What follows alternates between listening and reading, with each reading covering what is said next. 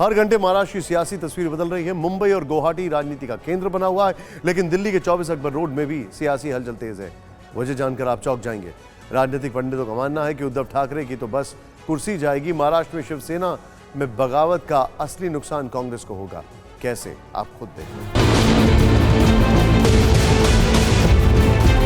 NCP की मानसिकता से पूरा देश वाकिफ है।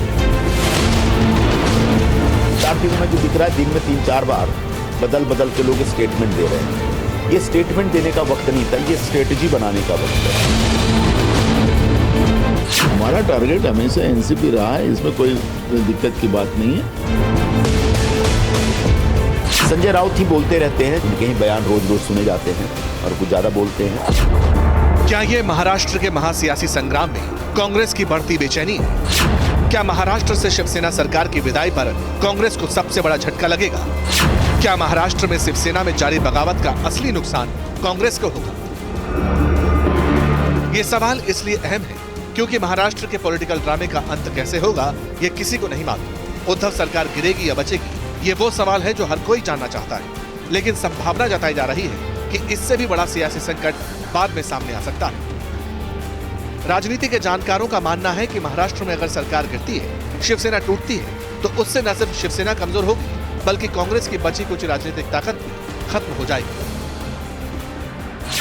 महाराष्ट्र में बीजेपी का प्रभाव पहले से ज्यादा बढ़ जाएगा और नई परिस्थितियों में सूबे में सियासत की 2 नई धुरी तैयार हो जाएंगी। एक तरफ बीजेपी और शिंदे गुट और दूसरी तरफ शिवसेना एनसीपी हो, और इन सबके बीच कांग्रेस की जमीन खिसक चुकी होगी।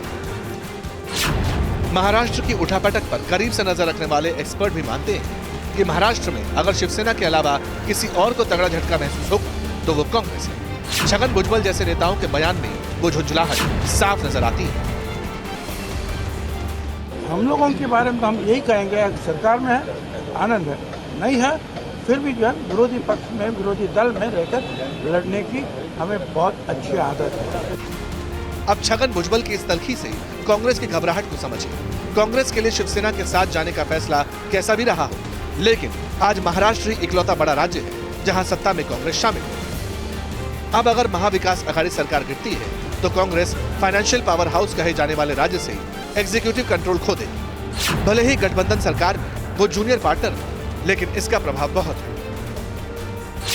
महाराष्ट्र में सत्ता से बाहर होने के बाद कमजोर केंद्रीय नेतृत्व के चलते राजनीतिक रूप से कमजोर दिखने वाली कांग्रेस और भी खराब स्थिति में पहुंच सकती है। सियासी जानकारों का तो यह भी कहना है कि कांग्रेस के विधायकों को दूसरे गुट वाले तोड़ने की कोशिश कर सकते हैं। वैसे भी एमएलसी चुनावों में कांग्रेस के कई विधायकों ने क्रॉस वोटिंग भी की थी।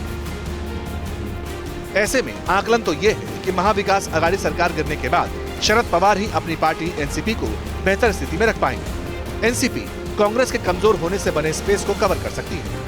फिलहाल पल पल बदलते समीकरण में कुछ भी कहना जल्दबाजी, लेकिन आगे चलकर अगर महाराष्ट्र में राजनीतिक सीन बीजेपी बनाम एनसीपी बने तो इसमें कोई आश्चर्य नहीं होना चाहिए।